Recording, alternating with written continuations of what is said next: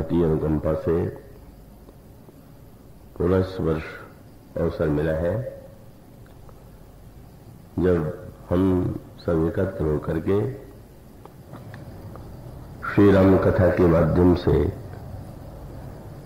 जीवन निर्माण की प्रेरणा प्राप्त कर सकें, अपने अंतर हृदय को शुद्ध कर सकें, भक्त रस में परिप्लुत कर सकें। इस आयोजन में जो हमारे प्रिय श्री नारायण भैया, जय भैया, प्यार भैया और उनके समस्त बंधु अशोक जी, शिव जी और उनका समस्त परिवार, उनकी प्रीति जो है मुख्य हेतु बनती है। इस वर्ष प्रसंग के विषय में अनिश्चितता ही अनिश्चितता मन में रही। किस प्रसंग पर इस वर्ष प्रवचन किया जाए, कई सुझाव सामने हैं और मेरे लिए निर्णय कर पाना कठिन हो रहा है। फिर भी आज शरद पूर्णिमा है और इस संकेत बिंदु को आधार बना करके आपके समक्ष कुछ बातें रखने की चेष्टा की जाएंगी। आशा है आप लोग पूरी एकाग्रता और तन्मयता से उसे सुनेंगे।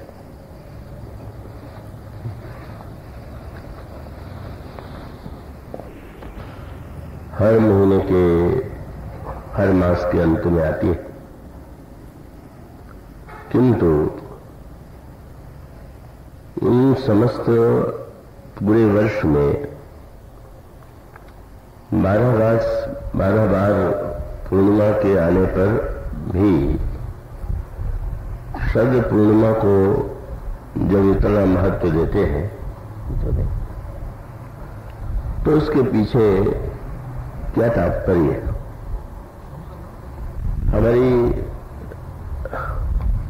हमारे सनातन धर्म में, हमारी संस्कृति में अनगिनत पर्व हैं और वो पर्व एक और व्यक्ति को बहिरंग अर्थों में भी उत्सव और उल्लास प्रदान करते हैं। जब हम किसी विशेष पर्व पर उत्सव मनाते हैं, उसमें हम अनेक लोग परिवार सहित अन्य लोग सम्मिलित होते हैं, तो बहिरंग अर्थों में भी वो उत्सव लोगों के मिलन का, लोगों के उत्साह का एक केंद्र बन जाता है। किंतु यह जो पर्व है, उनका उद्देश्य केवल इतना ही नहीं है। माता जी से मैं प्रार्थना करूंगा कि अगर वो बच्चा रो रहा है तो उसे लेकर के बाहर जाना चाहिए या दूर चले जाना चाहिए, जिससे दूसरों के सुनने में बाधा ना पड़े। तो ये जो पर्व है, इनका जीवन में, सामाजिक जीवन में तो महत्व है ही, पर इसके अंतरंग में जब बैठकर विचार करते हैं तो इन पर्वों में, इन तिथियों में जो निहित संकेत हैं, उसको सही अर्थों में यदि हम ग्रहण कर सकें और जीवन में उससे प्रेरणा ले सकें, तो ये पर्व जो है और भी अधिक व्यक्ति के और समाज के जीवन के लिए कल्याणकारी सिद्ध होंगे।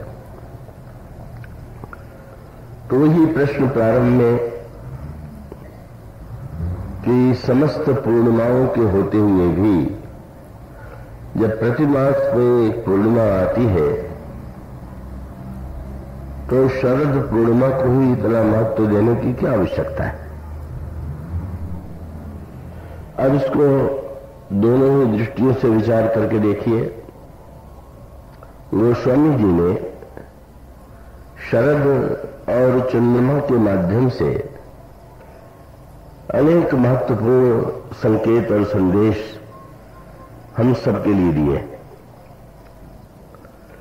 और वो गोस्वामी जी को जो ऋतु सबसे अधिक प्रिय है वह शरद ऋतु है। और इसका संकेत आपको एक कुछ पंक्तियों के द्वारा मिलेगा। प्रसंग बिल्कुल नया है, इसलिए आप और भी उसे एकाग्रता से सुनेंगे। गोस्वामी जी ने नदियों के माध्यम से अनेक संकेत दिए हैं, संदेश दिए। जैसे वे कहते हैं कि भगवान की भक्ति गंगा है, कि कर्म की कथा सरयू है, ज्ञान की गाथा सरस्वती है। उसी संदर्भ में कहते हैं कि ये सरयू नदी जो है, सरयू के तट पर ही तो भगवान का प्राकट्य हुआ। श्री अवध की भूमि सरयू के तट पर ही तो है। तो उन्होंने सरयू नदी की भी एक भावमयी जो स्थिति का संकेत किया, वो बड़े महत्व का है।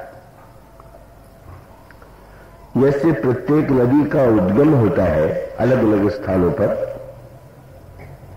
लेकिन उन उद्गमों के संदर्भ में जो बात है वो बड़ी सांकेतिक है। गोस्वामी जी ने ये कहा, अभी हमारे श्रीनिवास जी बहुत सुंदर शब्दों में स्मरण कर रहे थे, मानस की अगमता की ओर और सुगमता की ओर। तो गोस्वामी जी ने राम कथा को दो रूप दिए। एक तो उन्होंने कहा कि राम कथा जो है ये मानसरोवर है, और दूसरा रूपक उन्होंने दिया कि राम कथा की जो कवितामयी गाथा है वह मानो सरयू। उसमें गोस्वामी जी का एक संकेत यह है, अगमता की ओर जो बात अभी श्रीनिवास जी ने कही थी कि भगवान की जो कथा है वो सुगम है या अगम है।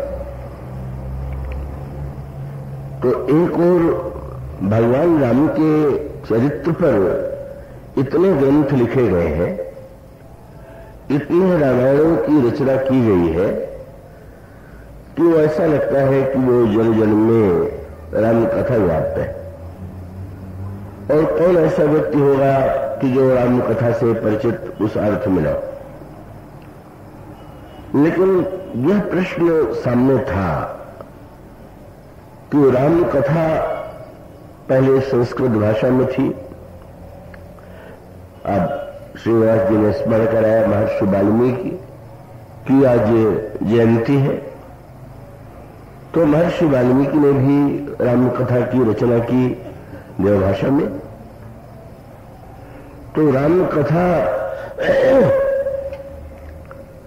ये जो देवभाषा में थी वो स्वाभाविक है कि यह देवभाषा संस्कृत भाषा जो है वो सभी साधारण व्यक्तियों के बोलचाल की भाषा तो नहीं थी।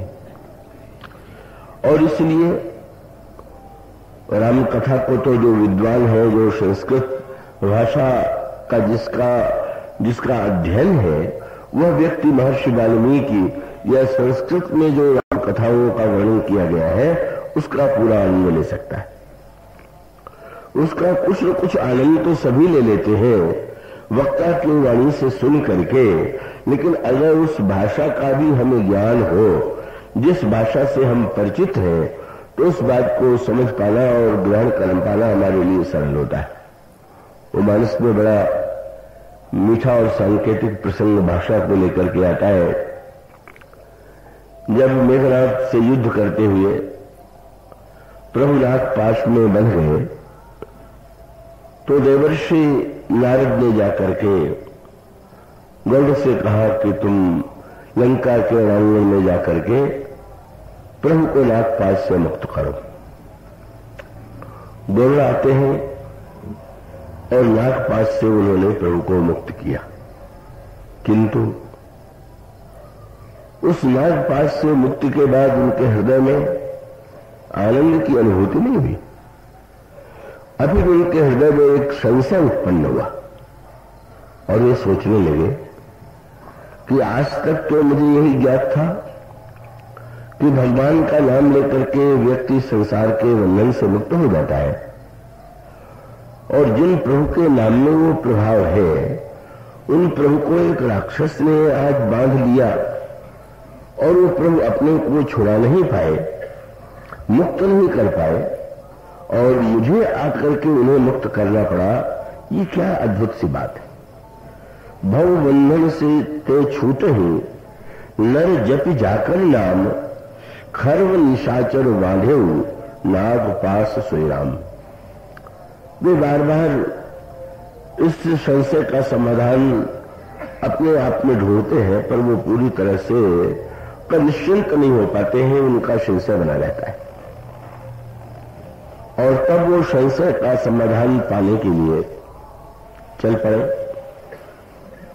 और उनको लगा कि देवर्षि नारद ने ही तो मुझे यहां भेजा, तो इसलिए क्यों मैं मुंह से यह कहूं कि आपने तो बड़ी विचित्र स्थिति में मुझे डाल दिया। और वो बड़ी मीठी सी बात, देवर्षि नारद ने गरुड़ जी को क्यों भेजा? क्योंकि गरुड़ सर्पों को खा जाते हैं, सर्प उनसे डरते हैं, तो इसलिए गरुड़ को भेजा गया। लेकिन गरुड़ जी ने कहा, भुजबल जी से बड़ी एक मीठी बात कही, उन लोग का लंका के युद्ध में जाकर के मैं तो बहुत संकट में पड़ गया कि मैं ये समझता था कि मैं सर्पों को खा जाने वाला हूं, पर लंका के क्षेत्र में तो सर्प ने ही मुझे डस लिया। आपको सर्प ने डस लिया? बोले श्री राम को भले ही मैंने नागपाश से मुक्त कर दिया हो, पर महाराज वो जिस सांप ने मुझे डस लिया वो तो बड़ा घावना सर्प है, और वो सर्प तो मुझसे भी नहीं डरा, और सचमुच आज तक उस सर्प के विष को मैं उतार नहीं पाया हूं, और इसीलिए तो आपके पास आया हूं। आपको किस सर्प ने काट लिया? तो उन्होंने यही कहा, संशय सर्प ग्रसे नहीं पाता। महाराज मुझे तो संशय के सांप ने काट लिया, संशय के सर्प ने डस लिया। और ग्रामीण भाषा में वो जो सांप का विष जब चढ़ता है तो एक प्रकार से जो एक बार बार व्यक्ति को कभी तीव्रता की अनुभूति होती है एक क्षण में, उसको मैं उत्तर प्रदेश के गांव में तो जो शब्द कहते हैं तुलसीदास जी ने उसी का प्रयोग किया है। मैं ये नहीं जानता कि यहाँ के गांव में उसके लिए क्या शब्द है। तो गांव में कहते हैं कि सर्प जब काटता है तो लहर उठती है। लहर उठती का अभिप्राय कि जैसे नदी में कोई जल बार बार उछले, तो उसी प्रकार से वो जैसे नदी में लहर उठ रही हो, तो जहर जब सर्प काटता है तो एक प्रकार की लहर उठती। तो गौड़ जी ने कहा कि महाराज संशय के सर्प ने मुझे काट ही नहीं लिया, अपितु लहर भी बड़ी जल की लहर नहीं, सांप को काटने के बाद जो लहर उठती है वो मेरे जीवन में आ गई। तो कौन सी वो लहर है? तो लिखा, संशय सर्प ग्रसे वही ताता और दुखद लहर कुतर्क बहुराता। जब संशय हो और उसके बाद कुतर्क उठने लगे तो समझ लेना चाहिए कि सर्प का विष जो है लहरें ले रहा है और ऊपर की ओर चढ़ता जा रहा। कई जो विषैले सर्प नहीं होते उनमें लहर नहीं उठती, जो विषैले सर्प होते हैं वो तो उसमें लहर उठती है। तो उन्होंने कहा, एक ओर तो संशय के सांप ने मुझे काट लिया और दूसरी ओर कुतर्क की लहरों के द्वारा वो विष जो है मुझे सताने लगा।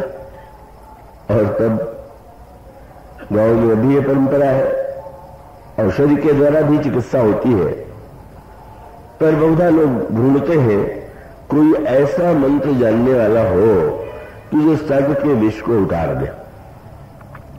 तो इस सर्प के विष को उतारना भी कठिन है, गिने चुने ही लोग होते हैं।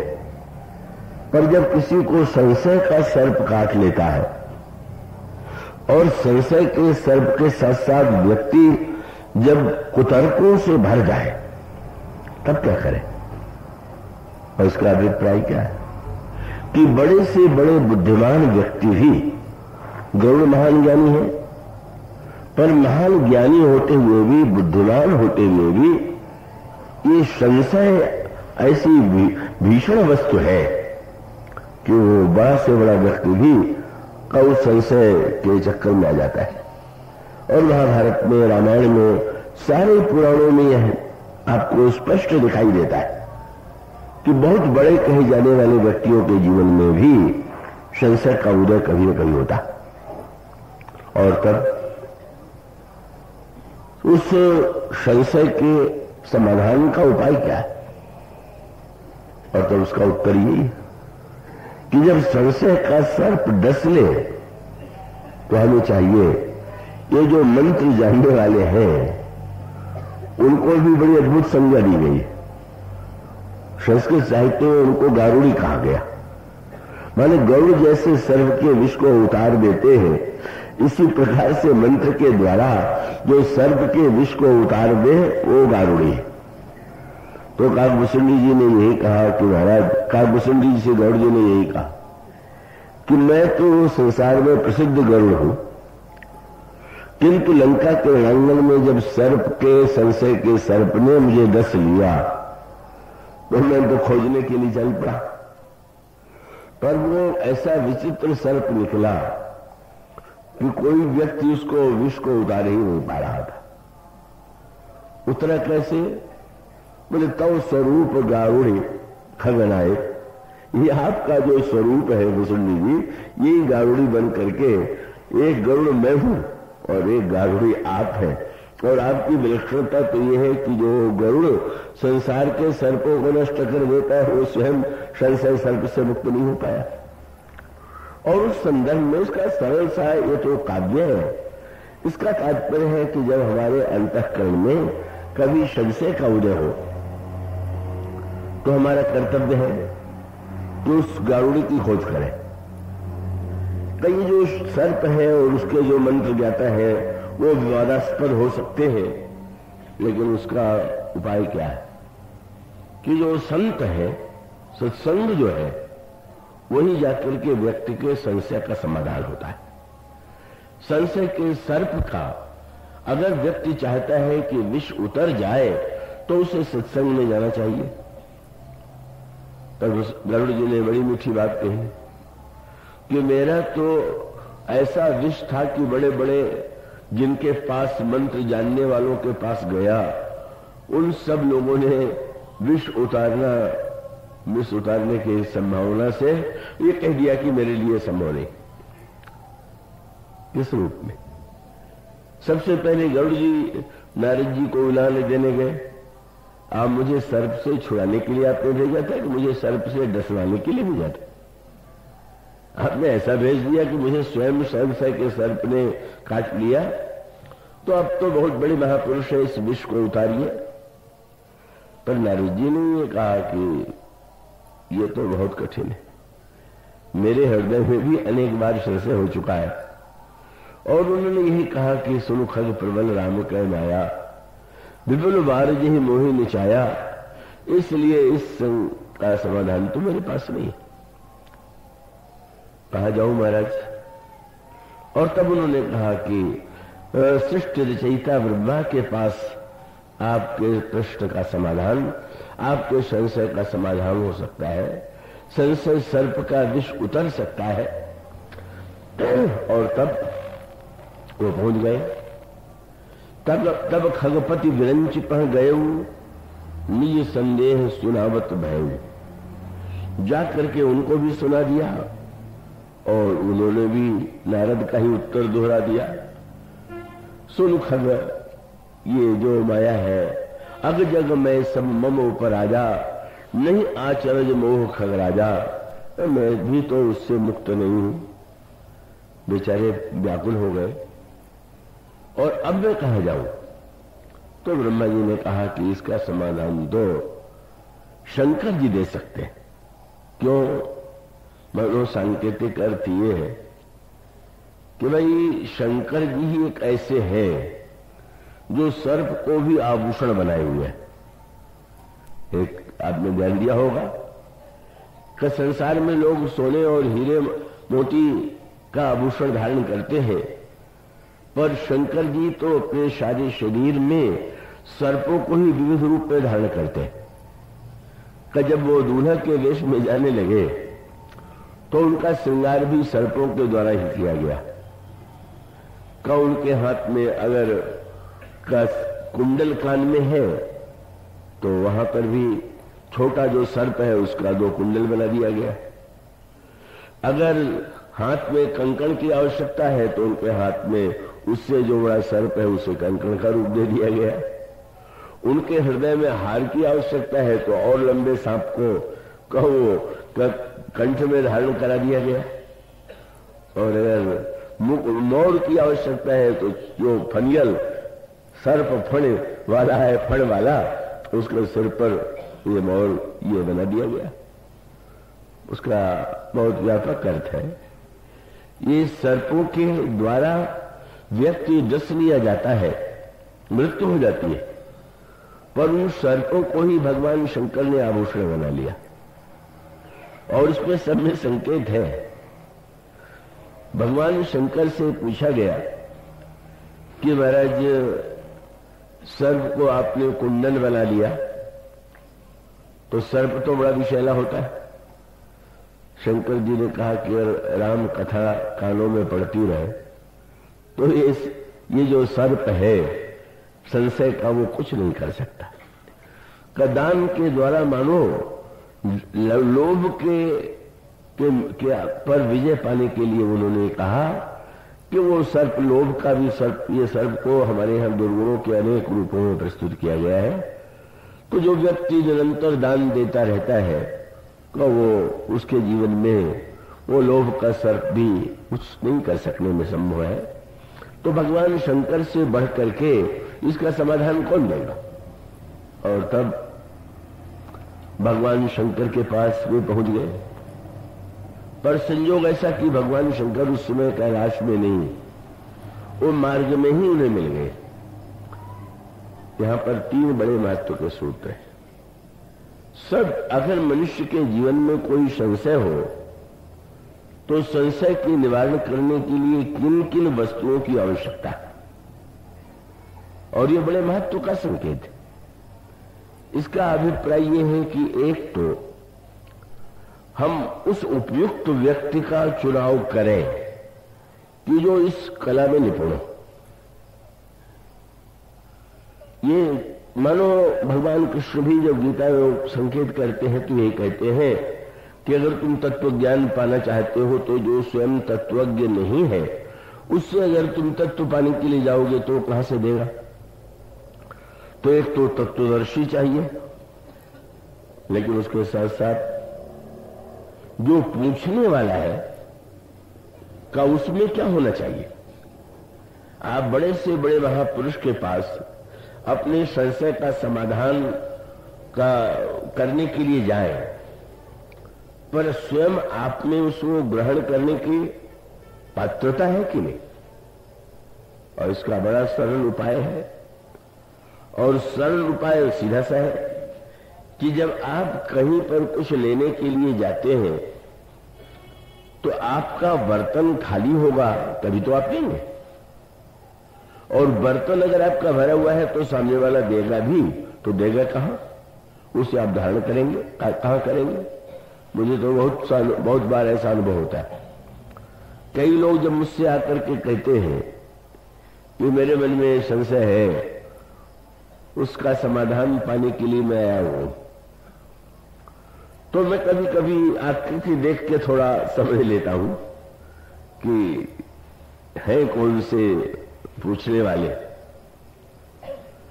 तो 2 तरह के व्यक्तियों को मैंने पाया, और क्या बहुत अधिकांश व्यक्ति वो होते हैं कि पहले ही जो उत्तर सोच के आते हैं और उन्होंने मान लिया है कि यही इसका उत्तर है, और वो पूछ करके वक्ता की योग्यता की परीक्षा लेते हैं। अगर उनके मन के जो मन में पहले से उत्तर बना हुआ है वही है तो कहेंगे कि ठीक है, और नहीं है तो कहेंगे कि नहीं, इससे तो मेरा समाधान नहीं हुआ। तो उसका अर्थ बर्तन तो पहले से भरा हुआ है। जो पहले से वहां है तो उसमें सामने वाले की बात कहां रखने का स्थान कहां पर होगा। और कई लोग ऐसे होते हैं कि वो भी पहले से अगर निश्चित कर चुके हैं कि यही उत्तर है और उससे भिन्न उत्तर लगे तो तर्क वितर्क भी करने लग जाते हैं। तो इसका सीधा सा अभिप्राय है कि जो प्रश्न का समाधान देने वाला वो तो महापुरुष होना ही चाहिए, पर जो व्यक्ति उसे उसके पास जाता है उसको भी अपने आप में अभाव का अनुभव होना चाहिए। योग्यता का अनुभव करके अपने को बुद्धिमान मान करके अगर कोई जाएगा तो वो तो समाधान पाने में संभव नहीं होगा। देवर्षि नारद ने उत्तर क्यों नहीं दिया, ब्रह्मा ने उत्तर क्यों नहीं दिया? ये दोनों उत्तर देने में सक्षम थे, लेकिन उन्होंने देख लिया कि इन्हें उत्तर देना ठीक नहीं। क्यों नहीं ठीक? तो भगवान कृष्ण ने अर्जुन से कहा कि जब तुम किसी महापुरुष के पास जाओ तो सबसे पहले उसके चरणों में प्रणाम करो, तद विद्धि प्रणिपाते में। और बहुत बढ़िया बात है, आपके सिर पर अगर कोई वस्तु है तो जब तक आप खड़े हैं तब तक आपके सिर पर होगी, और जो ही आप झुकेंगे आपके सिर की वस्तु नीचे गिर जाएगी। तो बुद्धिमान जो होते हैं वो बहुधा अपने ऊपर अभिमान मस्तिष्क में बुद्धिमत्ता का लादे हुए हैं, और प्रणाम करने का अर्थ है कि पहले अभिमान को ऊपर से नीचे तो गिराओ, अपने मस्तिष्क को प्रणाम के द्वारा निर्भिमानता के द्वारा ग्रहण करने की योग्य तो बनाओ। मानो देवर्षि नारद जो है, नारद श्री पक्षराज गरुड़ नारद जी के पास जाते हैं, पर नारद जी को अपने से बुद्धिमान नहीं मानते। उनको लगता यही है कि मैं आ गया हूं, लेकिन कोई मुझसे योग्य थोड़ी है। ये तो क्षीर सागर में कभी कभी जाते हैं, मैं तो निरंतर रहने वाला हूं, मैं इन्हें क्यों प्रणाम करूं? तो नारद जी समझ गए कि बर्तन खाली नहीं, सुनाने से क्या लाभ होगा। और यहां तक कि गरुड़ जी जिसमें ब्रह्मा के पास गए तो ब्रह्मा को भी अपने से योग्य नहीं मानते थे। बोले ये तो श्रेष्ठ रचयिता है और मैं तो महान ज्ञानी, मेरे तो ब्रह्मा तो वाणी के द्वारा वेद पाठ करते हैं, लेकिन गरुड़ जी के विषय में प्रसिद्ध है कि उनके पंखों से जो ध्वनि निकलती है वो सामवेद का मंत्र होता है। अरे तो मेरे तो पंख से ही वेद ध्वनि निकलती है, ब्रह्मा को मैं प्रणाम कैसे करूं? ब्रह्मा मुस्कुरा करके समझ गए कि नारद जी ने इन्हें यहां क्यों भेज दिया, और समझ गए तो ये सोचने लगे कि अब इनको उत्तर देने की क्या सार्थकता है। और तब उनका ध्यान शंकर जी की ओर गया, और शंकर जी की ओर जाते हुए यही कहा कि जाकर के अब तुम शंकर के पास जाओ, वहां पर बड़े महत्व का सूत्र है। और वो महत्व का सूत्र यह है कि जिस समय वे गए तो शंकर जी चले जा रहे थे, नारद जी ने गरुड़ जी ने पहली बार प्रणाम करने की आवश्यकता का अनुभव किया, क्योंकि वो शंकर जी को अपने से छोटा या बराबरी का नहीं मान पाए। और इसलिए लिखा हुआ है, शंकर जी ने पार्वती जी से कथा सुनाते हुए बताया कि जब वो मेरे पास आया तो आने के बाद यही मम पद सादर सिर नावा, दो शब्द का, सिर झुकाया और आदर पूर्वक। क्या आदर पूर्वक कहने का अभिप्राय क्या? कई लोग नाटक में भी सिर झुकाना जानते हैं, और उसका अर्थ है कि आप प्रणाम करते समय ऊपर की वस्तु को पकड़े रहे कि कहीं गिर न जाए, तो इसका अर्थ है कि आप जो है कि उसको गिरने तो देना चाहते ही नहीं। सादर माने कि वो अभिमान से मुक्त हो गया। और तब शंकर जी ने जो एक बात कही वो बड़े महत्व की थी। पूछ दिया काकभूषण ने पार्वती जी ने कि महाराज आपको तो भगवत कथा बड़ी प्रिय, आपने उन्हें क्यों नहीं समझाया? तो उन्होंने एक बड़ी अनोखी बात कही। पर वो बात बिल्कुल पते की। उन्होंने कहा पार्वती मैंने तो इसलिए नहीं सुनाया, एक तो कारण उन्होंने कहा कि अभिमान की बात तो है ही, पर एक वाक्य उन्होंने ये कहा कि समुझे खग खग ही कर भाखा और ताते उमा गुप्त कर रखा।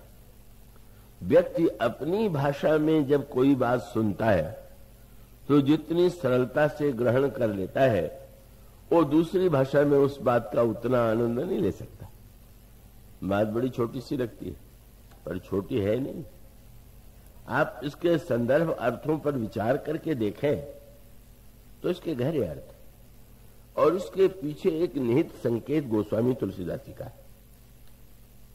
गोस्वामी जी ने जब रामचरितमानस की रचना लोक भाषा में, गांव की भाषा में जिसे आज हिंदी कहते हैं, उसमें हिंदी शब्द का प्रयोग नहीं होता था भाषा के संदर्भ में, तो गोस्वामी जी ने जब गांव की भाषा में रामचरितमानस की रचना की तो उस समय के जो विद्वान थे उन्हें बड़ा बुरा लगा और उन्होंने बड़ा विरोध किया और उन्होंने यही कहा कि इतने पवित्र ग्रंथ को इस तरह से गांव की भाषा में लिख देना, ये तो भगवान राम के चरित्र का अनादर है।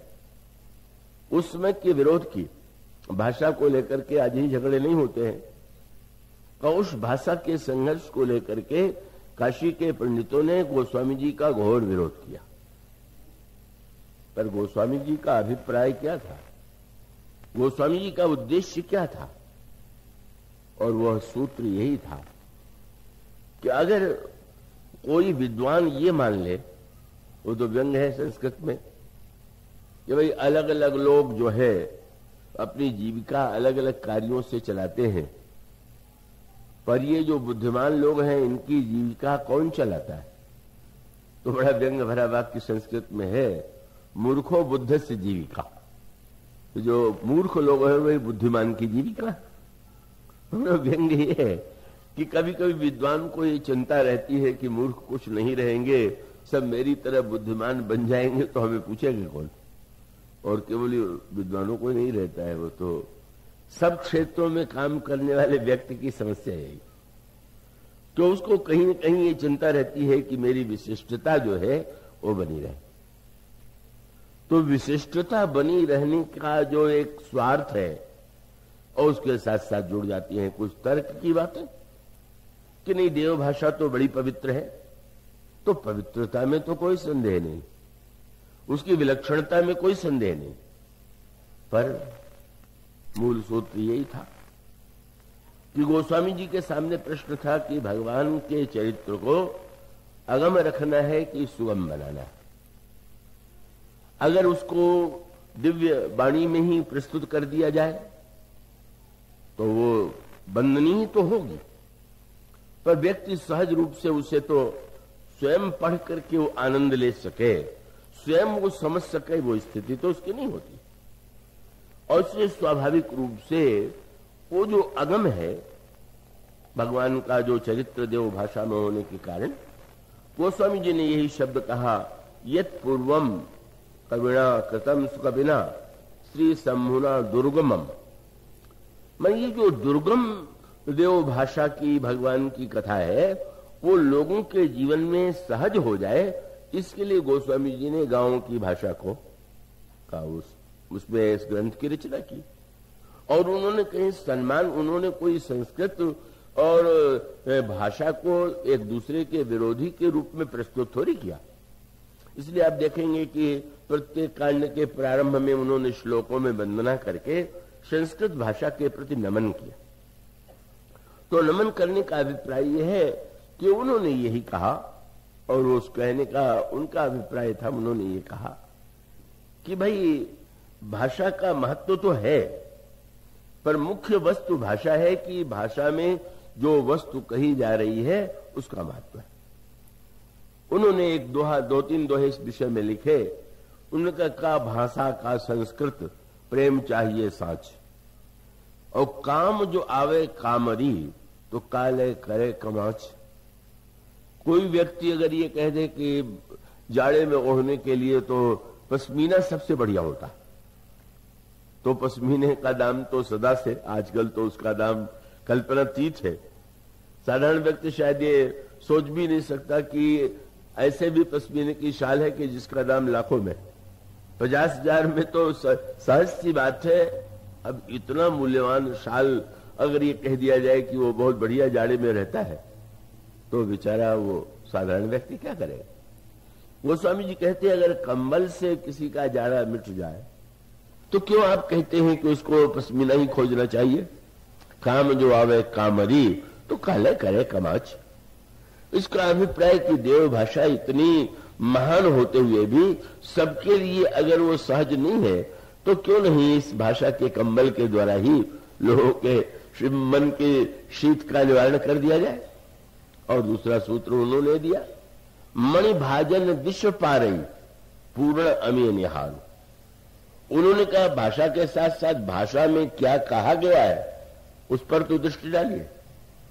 उन्होंने कहा अगर मणि के बर्तन में विष दे दिया जाए और मिट्टी के बर्तन में अगर अमृत हो तो क्या बुद्धिमान व्यक्ति ये सोचेगा कि वे मणि बर्तन छोड़ करके हम मिट्टी के बर्तन को मुंह से कैसे लगावें।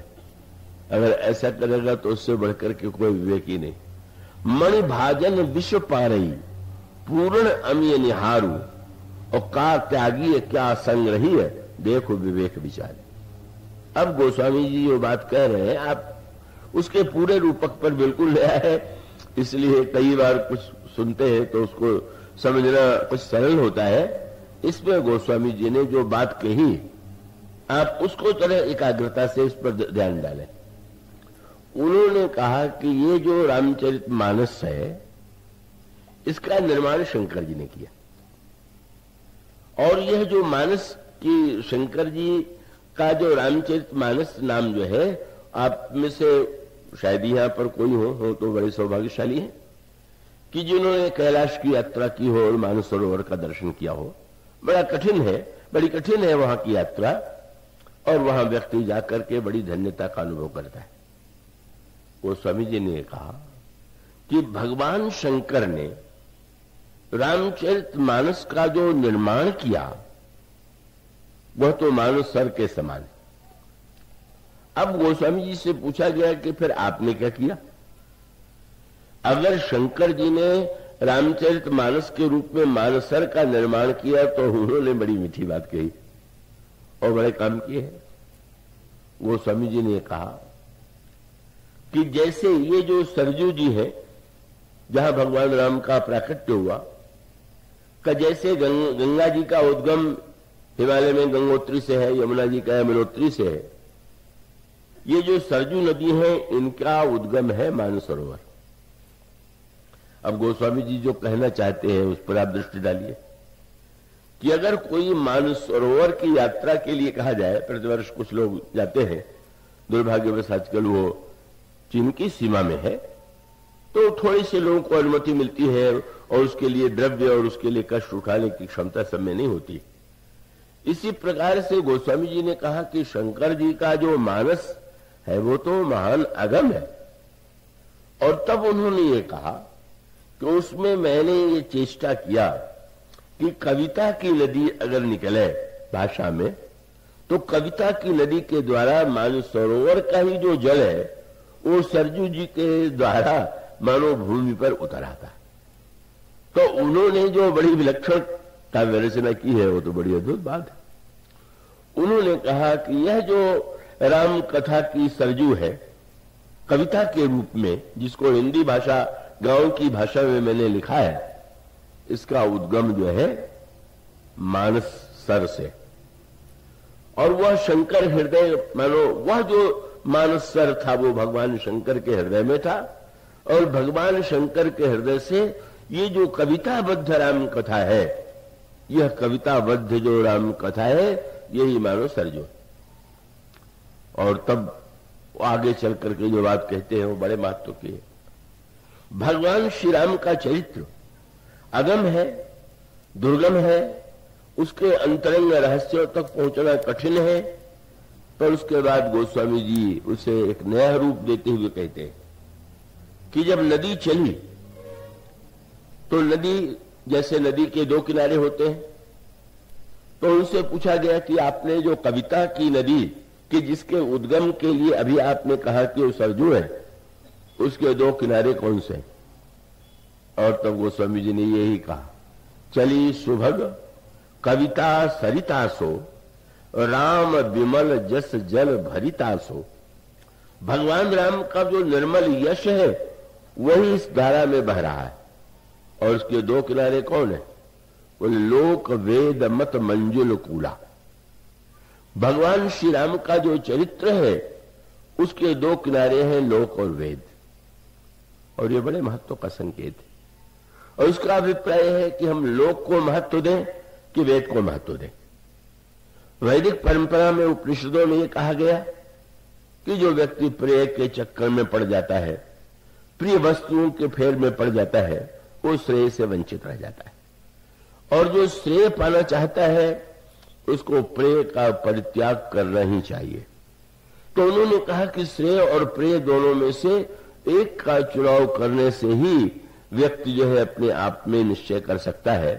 और इसलिए संकेत आता है कि वो पौराणिक कथाओं में ये जो महर्षि की पत्नी है गार्गी मैत्रेयी के संदर्भ में उनकी दो पत्नियां, और जब वो प्रश्न करते हैं तो एक ने प्रेय की आकांक्षा प्रकट की, सांसारिक वस्तुओं को अपने पति से मांगा, और दूसरी उनकी जो पत्नी है उन्होंने श्रेय की याचना की।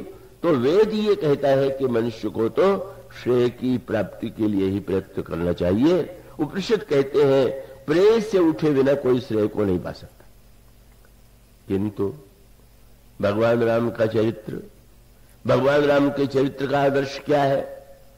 और वह भगवान राम के चरित्र का आदर्श जो है वो कहते हैं कि ठीक है, नदी की का जो किनारा है वो एक दूसरे से दूर भले ही दिखाई दे, पर बीच में बहता हुआ जल जो है वो तो दोनों किनारों को समान रूप से छूता है।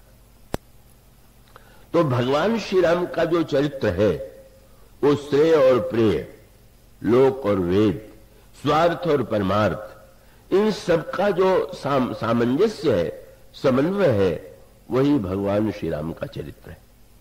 भगवान राम के चरित्र में वो समस्या नहीं जो भगवान कृष्ण के चरित्र में थी। भगवान राम ने जन्म लिया सरजू जी के किनारे और श्री कृष्ण ने जन्म लिया यमुना के किनारे। तो यमुना के किनारे में तो बड़ी विपत्ति थी, जन्म तो इस किनारे पर लिया, लेकिन तुरंत बसदेव जी से कहा उस किनारे पर पहुंचाओ, यहां पर मेरे रहने में की संभावना नहीं। यमुना के इस किनारे पर कंस का राज्य है और यमुना के दूसरे किनारे पर गोकुल गांव है जहां नंद बाबा रहते हैं। भगवान कहते हैं यहां आ तो गया मैं, लेकिन मेरा पालन पोषण तो गोकुल गांव में ही होगा। और याद रखिए रामायण में तुलसीदास जी ने कहा यमुना जो है वो कर्म की नदी है, और कर्म के जो दो किनारे हैं, एक पर कंस का राज्य है और दूसरे किनारे पर पहुंच जाइए तो गोकुल गांव है। ये कंस अभिमान है, जहां कर्म होता है वहां अभिमान होता है। और ये अभिमान का जो राज्य है वहां भगवान आते तो हैं देवकी के गर्भ के माध्यम से, लेकिन भगवान जानते हैं कि जब तक इस अभिमान से आगे बढ़ करके भाव की भूमि में मुझे नहीं ले जाया जाएगा तब तक मेरी लीला का विस्तार नहीं होगा। भगवान राम के चरित्र में ऐसी कोई समस्या नहीं थी। वहां तो दोनों किनारे अच्छे ही हैं, दोनों किनारे ही कल्याणकारी हैं।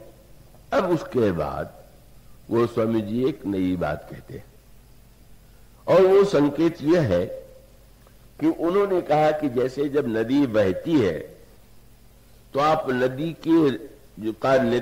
की जो धारा है उसमें विचित्रता पाएंगे। कभी जल बहुत होगा, कभी जल कम होगा।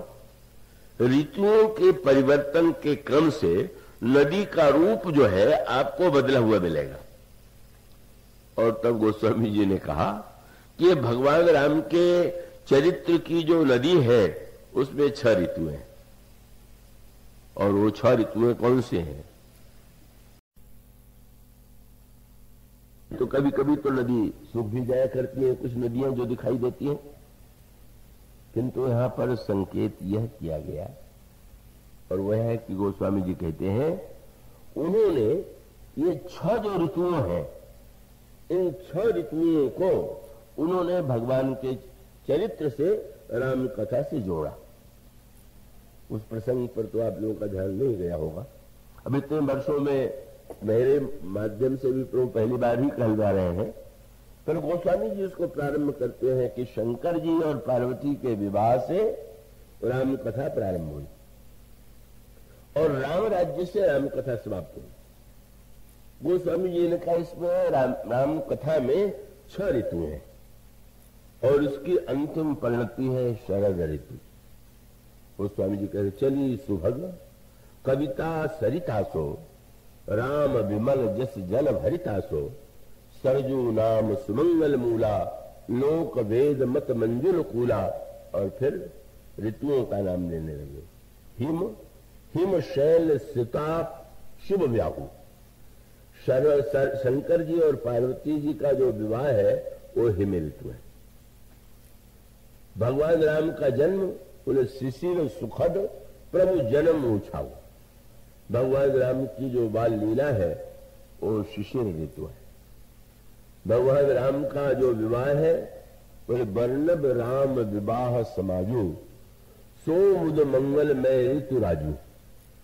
भगवान राम और सीता जी का जो विवाह है वो बसंत ऋतु है। और उसके पश्चात भगवान राम के इसके बाद कहाँ गए? वन में गए। ये क्या कथा है? बोले ग्रीष्म दुसह राम बन गमनु। भगवान राम का वनगमन जो है वही ग्रीष्म ऋतु है। और उसके बाद गर्मी के बाद वर्षा। वर्षा कहाँ हुई? लंका में। क्या बोले वर्षा घोर निशाचर रारी। ये जो भगवान राम का रावण का युद्ध है वो बड़ी घनी वर्षा, पर ये वर्षा बड़ी सुखदायी है। क्यों? बोले सुरकुल साली सुमंगलकारी। जो सद्गुण है, जो देवता है, वो धान लहलाता ही नहीं अगर ये युद्ध के बाणों के माध्यम से ये वर्षा न होती। और अंत में गोस्वामी जी कहते हैं कि ये जो भगवान जब इन समस्त ऋतुओं के बाद राम राज्य की स्थापना को गोस्वामी जी कहते हैं विषव सुखद सोई शरद सुहावा। अब इसका तात्पर्य जो है गोस्वामी जी का संक्षेप में उसे आप थोड़ा सा समझ लें। और इसका अभिप्राय यह है कि हमारे आपके जीवन में भी ऋतुओं का परिवर्तन होता है। जैसे बाहर ऋतुओं का परिवर्तन होता है तो कोई ऋतु आपको अच्छी लगती है, कोई ऋतु आपको अच्छी नहीं लगती। इसी प्रकार से 2 महत्व के सूत्र हैं। क्या? पूर्ण चंद्रमा भी चाहिए और शरद ऋतु भी चाहिए। पर इस ऋतु परिवर्तन की प्रक्रिया को हम जीवन में कैसे दिशा दें कि अंतोगत्वा हमारे जीवन में शरद पूर्णिमा का आगमन हो, शरद पूर्णिमा का उदय हो।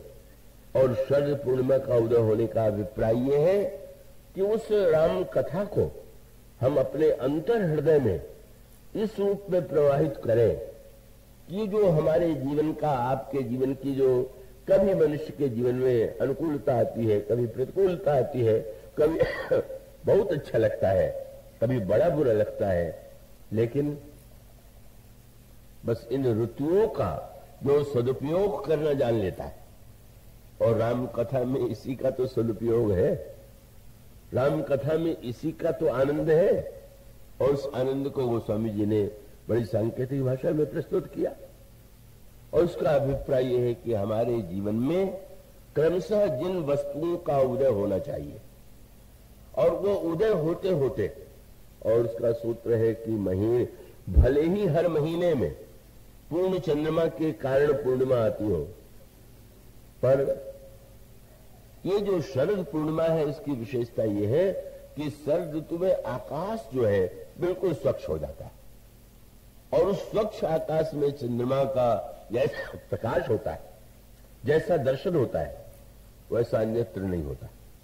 तो आइए, क्या इस चंद्रमा को शरद पूर्णिमा के प्रकाश में देख के प्रसन्नता होती है, तो हमें और आपको अभी तो शरद पूर्णिमा जीवन में लाना है।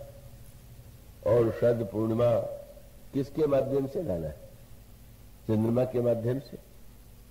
और उस चंद्रमा को तो गोस्वामी जी ने इतने रूपों में उसका वर्णन किया है कि आप इस पर विचार करें तो आपको अद्भुत रहस्य ज्ञात होंगे। भाई, जिस समय आपके अंतर हृदय में रामचंद्र, भगवान राम के नाम के साथ भी तो चंद्र शब्द का प्रयोग है ना, तो ये रामचंद्र और ये आकाश कौन सा है? हमारा आपका हृदय ही आकाश है। और श्री राम तो सर्वदा परिपूर्ण ही है, लेकिन पूर्णिमा के दिन भी अगर आकाश में बादल हो, आंधी आ जाए, धूल छा जाए, तो जैसे चंद्रमा नहीं दिखाई देता। और आकाश जब पूरी तरह स्वच्छ होता है तो चंद्रमा का दर्शन सुखद होता है। इसी प्रकार से ये रामचंद्र का दर्शन भी हमारे अंतःकरण में जो बादल छाए हुए और उन वासनाओं का जो बादल छाया हुआ है, दुर्वृत्तियों की जो आंधी चल रही है, मानो ये जो नाना प्रकार की वृत्ति है, यह हमारे अंतर हृदय में विराजमान ईश्वर की पूर्णता का दर्शन नहीं होने दे रहा। और तब शरद पूर्णिमा की सच्ची सार्थकता, यह शरद पूर्णिमा तो वर्ष भर में एक ही दिन आती है, लेकिन जिस समय राम कथा के माध्यम से हमारे अंतर हृदय में, हमारे अंतर मन में ईश्वर के होते हुए भी हमारा हृदयाकाश जो है वो मानो जब देखिए तो उसमें कोई न कोई वृत्ति, कोई न कोई दुर्वासना, कोई न कोई ऐसी चीज है कि जो हमको ईश्वर का दर्शन करने में बाधक बनी हुई है। आप पढ़ते हैं कि जिस समय वहां पर भी वही संकेत सूत्र है, भगवान श्री राम से सुग्रीव की मित्रता हुई और सुग्रीव से मित्रता के बाद प्रभु ने बाली का वध किया और सुग्रीव को किष्किंधा का राज्य दिया। ये जो है, ये जो ऋतु थी, ये जो बाली और सुग्रीव का युद्ध हुआ, वध हुआ, ये गर्मी की ऋतु में हुआ। और गर्मी की ऋतु में वध हो जाने के बाद भगवान राम ने सुग्रीव से कहा कि ये जो है, इस समय गर्मी व्यतीत हो रही है और वर्षा ऋतु आने वाली है, तो मैं तुम्हारे नगर में तो रहूंगा नहीं। सच बात तो है कि सुग्रीव ने भगवान को तो निमंत्रण दिया ही नहीं था। प्रभु तो इतने उदार हैं कि निमंत्रण न देने पर भी निमंत्रण अस्वीकार करके सामने वाले के संकोच को दूर कर देते। प्रभु ने कहा कि पिताजी की आज्ञा के कारण मैं किसी नगर में नहीं रह सकता, तो मैं अब निवास करूंगा। कहा? बोले गत ग्रीष्म वर्षा ऋतु आई, रंगम निकट शैल पर छाई। भगवान ने कहा अब मैं प्रवर्षण पर्वत पर वहां पर निवास करूंगा। और तब भगवान राम प्रवर्षण पर्वत पर निवास करते हैं और निवास करते हुए भगवान राम ने 2 ऋतुओं का वर्णन किया। आप जो रामायण पाठ करते हैं, आप उस प्रसंग को आप पाएंगे कि भगवान राम जब वर्षा ऋतु देखते हैं तो वर्षा ऋतु देख करके भगवान राम दोनों ऋतुओं का वर्णन करते हैं। इस संदर्भ में बड़े महत्व की बात यह है कि भगवान ने सुग्रीव से यही कहा कि तुम अंगद के साथ रहो, राज्य चलाओ, और तुम इस बात को मत भूलना कि सीता जी का पता लगाना है। यह महत्वपूर्ण हम सब के लिए। और उसका अभिप्राय क्या? भगवान राम ये नहीं कहते कि कामकाज छोड़ दीजिए, संसार का व्यवहार छोड़ दीजिए। भगवान राम का तो सूत्र यही है, अंगद सहित करे हो तुम राजू, तुम अंगद के साथ राज्य करना, लेकिन इस बात को मत भूलना कि बाहर से काम काज करते हुए भी संतत हृदय धरे हो मम काजू। निरंतर संतत शब्द का प्रयोग बड़े महत्व का है। और इसका अभिप्राय यह है कि भगवान राम कहते हैं बाहर से काम काज करते हुए भी हृदय में राम को न भूल जाइए। और राम का काम क्या है कि सीता जी का पता लगाने पर ही वह परिपूर्णता की उपलब्धि होती है। सीता जी मूर्तिमती भक्ति है। प्रभात ज्ञान वैराग्य सोहत धरे शरीर। भगवान मानो संसार के समस्त प्राणियों को यह उपदेश देते हैं कि व्यवहार चलाते हुए भी, काम काज करते हुए भी इस बात को नहीं भूलना कि जीवन में एक लक्ष्य है भक्ति को पाना। भक्ति के बिना जीवन में पूर्णता नहीं आ सकती और हृदय में तुम निरंतर इसका ध्यान रखना। किंतु जीव की विचित्र दशा है। सुग्रीव जो है राजकारी बहुत दिनों से दूर थे, परिवार से, संपत्ति से, सुखों से, उसमें मिलकर के ऐसे डूब गए कि अगर कभी एक क्षण के लिए भी भगवान ने तो कहा था संतप्त हृदय में धारण करना, पर उनको भूले भटके कभी याद भी आती थी तो अपने को भुलावा देते थे कि अभी जल्दी क्या है। भगवान ने ये थोड़ी कहा है कि इस समय तक जो है पता लग जाना चाहिए, और ऐसा भुलावा हम में से बहुत से लोग देते हैं। अभी क्या है, जब अभी कौन सी जल्दी भक्ति करने की है। लोग बच्चों से भी कह देते हैं अभी कोई तुम्हारी हमारी भक्ति भाव करने की है, और फिर देखना, मानो हम अपने को भी मान के भुलावा देते हैं कि इसमें कोई समय की अवधि नहीं। तो भाई अगर मृत्यु की अवधि होती तब तो आप ये दावा कर सकते थे कि इतने दिन बाकी है। जब उसकी अवधि बाकी नहीं है तो फिर, लेकिन सुग्रीव ने अपने को भुलावा दिया। अब दो चित्र तुलसीदास जी प्रस्तुत करते हैं, और वो दो चित्र ये है कि एक और भगवान राम वर्षा जब होती है तो वर्षा ऋतु के माध्यम से जीवन में उपयोग के अनेक सूत्र भगवान ने दिए। वर्षा ऋतु के माध्यम से भगवान ने, आप उस प्रसंग को पढ़ेंगे तो भगवान ने अनेक अनेक उपदेश, अनेक अनेक संदेश वर्षा के द्वारा किए। लक्ष्मण देख मोर गण नाचत बारिद पेख, गृही बिरत रत हर्ष जस, विष्णु भक्त कहाँ देख। और इस तरह से भगवान राम ग्रीष्म ऋतु, वर्षा ऋतु का पूरा वर्णन करते हैं। और उसके बाद जब वर्षा ऋतु समाप्त हो जाती है तब शरद ऋतु का आगमन होता है, और शरद ऋतु का आगमन होने के बाद भगवान राम ने प्रारंभ कहां से किया। वो एक आपने देखा होगा, यहां होता है कि नहीं होता हो, शायद जरूर होता होगा, वो कांस जो होता है जिसके सफेद सफेद से बड़े फूल होते हैं, वो कांस मैंने यहां तो नहीं देखा, पर वो कांस बहुत फूलता है। पर फूलता कब है?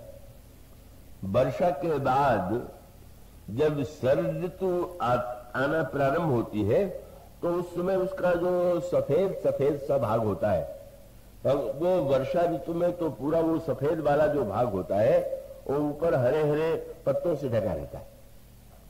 और जब वर्षा ऋतु के बाद शरद ऋतु आती है तो पत्ते दूर हो जाते हैं, और वो जो है वो जो कांस के फूल जो है वो बिल्कुल चारों ओर देखिए तो सफेद सफेद वो दृश्य दिखाई देता है।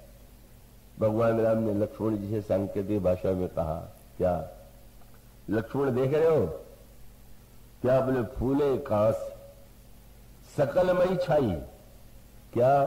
बोले जनु वर्षा कृत प्रगट बुढ़ाई।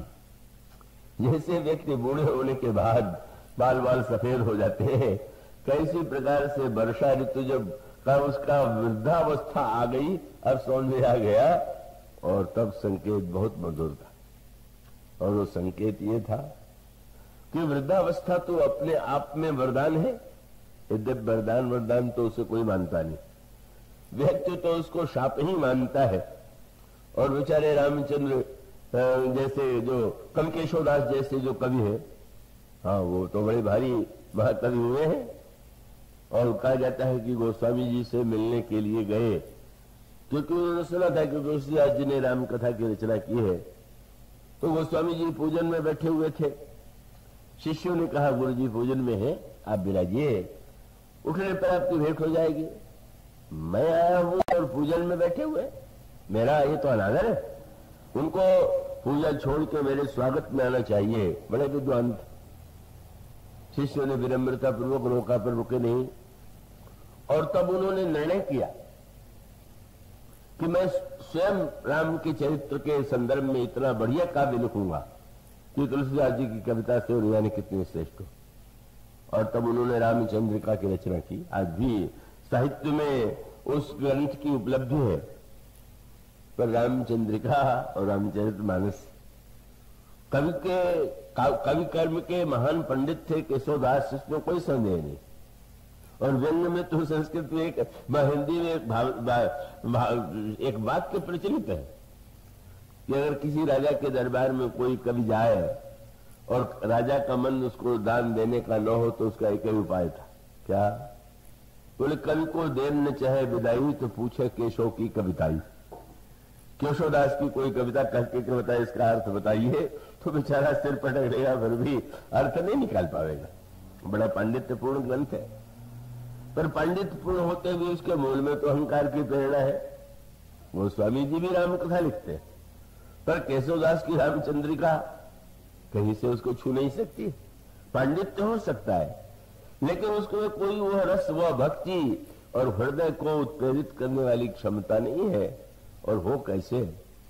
लिखने वाले की जैसी मनस्थिति होगी वैसी ही तो रचना करेगा। केशवदास जी के बाल जब थोड़े थोड़े पूरे नहीं थोड़े पकने लगे, एक दिन निकले और कुछ युवतियों ने उन्हें देखा और कहा बाबा प्रणाम, आशीर्वाद तो दे दिया, पर इतने दुखी हुए और अपने क्रोध को उन्होंने बालों पर कविता के माध्यम से प्रकट किया। उन्होंने कहा, अरे बालों, तुम कितने बुरे हो, तुमने तो मेरे प्रति वो कर दिया जो शत्रु भी नहीं कर सकता। क्या? उन्होंने कहा, केशव केसनी अस करी जस अरिहू न करा, चंद्र बदन मृगलोचनी बाबा कही कही जाए।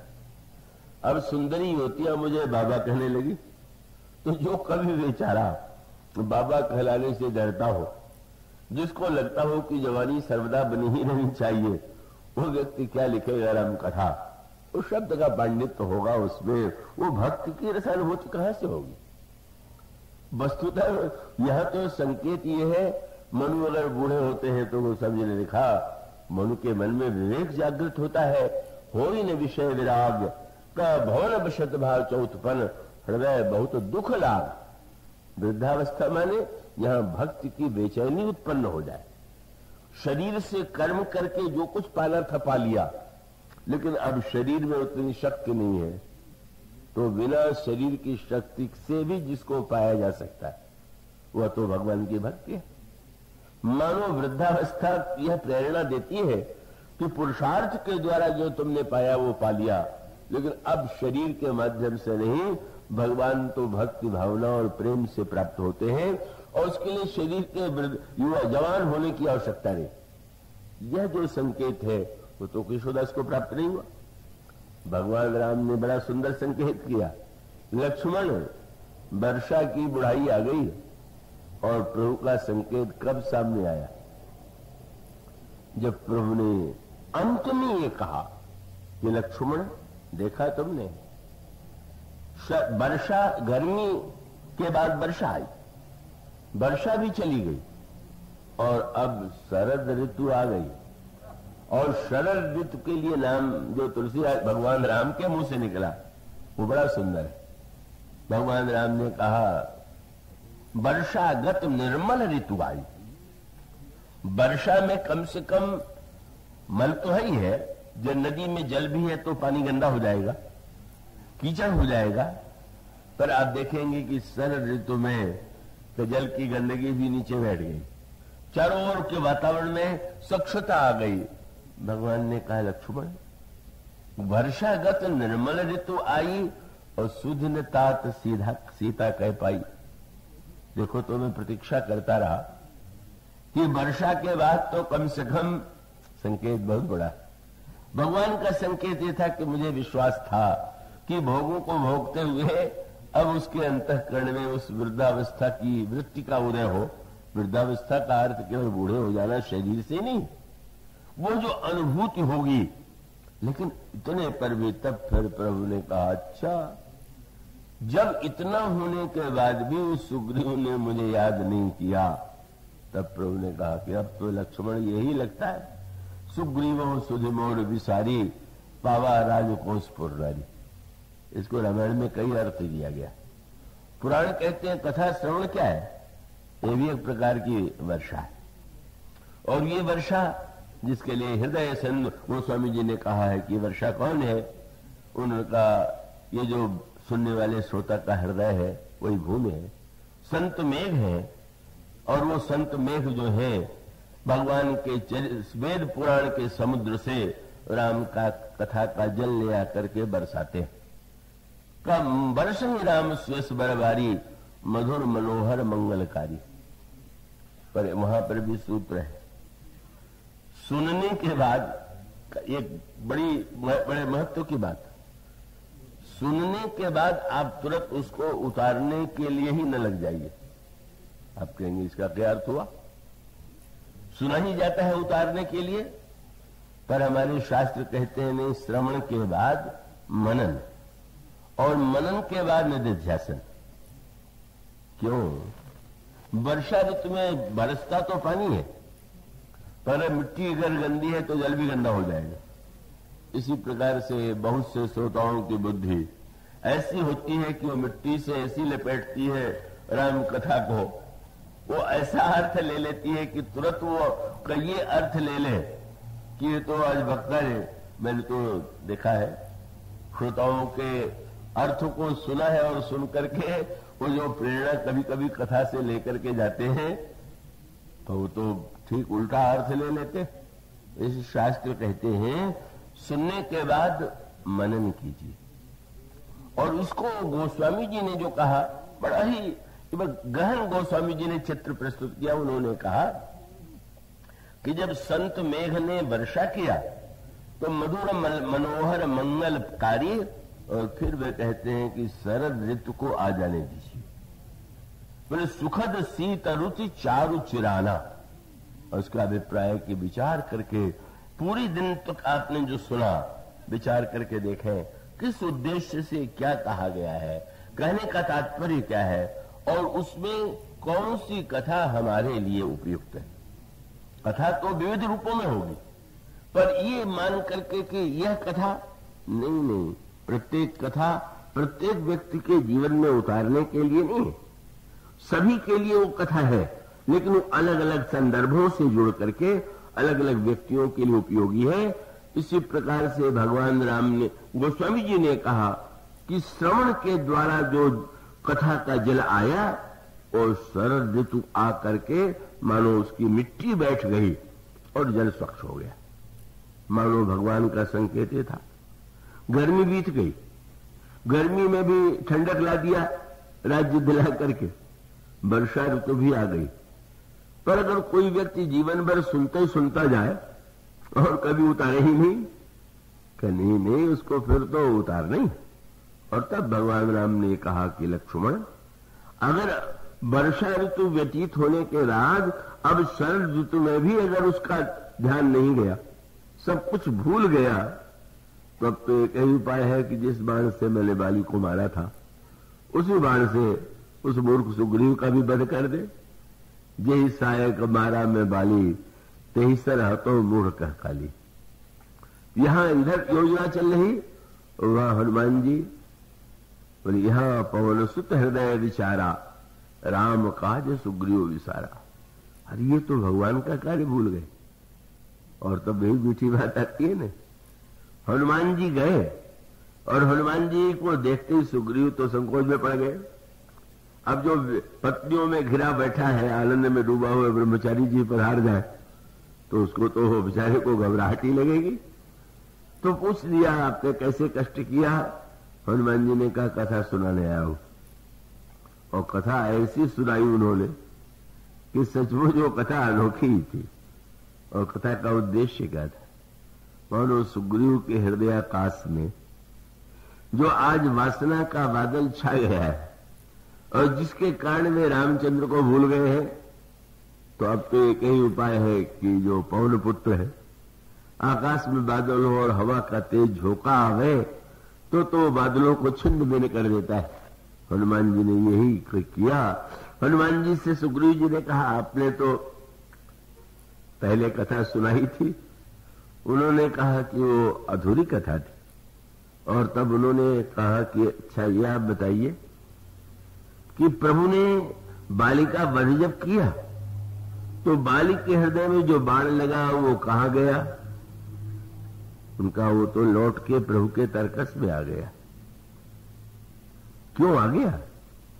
बोले लगता है प्रभु अपने जिसको अपना लेते हैं उसको फिर से अपने पास बुला लेते हैं, इसीलिए वो लौट आया। हनुमान जी ने कहा नहीं, ये व्याख्या तो इस समय सही नहीं, कथा की व्याख्याएं बदलती रहती, उसको वो भी एक व्याख्या है। पर सुग्रीव जो अर्थ ले रहे थे वो तो उनके लिए अकल जानकारी था। भगवान बड़े उदार हैं, बाण को भेजते फिर बुला लेते। इसका अर्थ है कथा का अर्थ भी प्रत्येक श्रोता के लिए अलग अलग। सुग्रीव के लिए अर्थ लेना और इस समय बड़ा अनर्थकारी होता। और तब हनुमान जी ने कहा कि मुझे तो कुछ उल्टा ही लग रहा है। क्या? मुझे लगता है कि बाली ने उलाहना दिया था कि मैं बैरी सुग्रीव प्यारा अवगुण कौन ना तुम्हें मारा, तो इसीलिए उस बाण को रख छोड़ा है कि अगर सुग्रीव भी ऐसे ही करेगा तो उसको भी इसी बाण से खबर लेंगे। वो आपके लिए बाण रखा हुआ है। जो ही सुना कांपने लगे, वासना के बाल छिन्न भिन्न हो गए पवन पुत्र के द्वारा, और वह रामचंद्र उदित हुआ। श्री रामचंद्र का साक्षात्कार हुआ। और राका रजनी भगत तो राम नाम से सोम, भक्ति ही पूर्णिमा है और सीता जी मानो भक्त की पूर्णिमा, और रामचंद्र पूर्णिमा और चंद्र दोनों का मिलन हो जाए, यही राम कथा का उद्देश्य है। तो मुझे विश्वास है कि हम इन साधनों के माध्यम से हृदयाकाश कैसे शुद्ध हो और पूर्ण रामचंद्र का प्रकाश हमारे जीवन में कैसे प्रकाशित हो, इस प्रसंग के साथ आज विराम। इसके बाद की चर्चा कल होगी। बोलिए सियावर राम।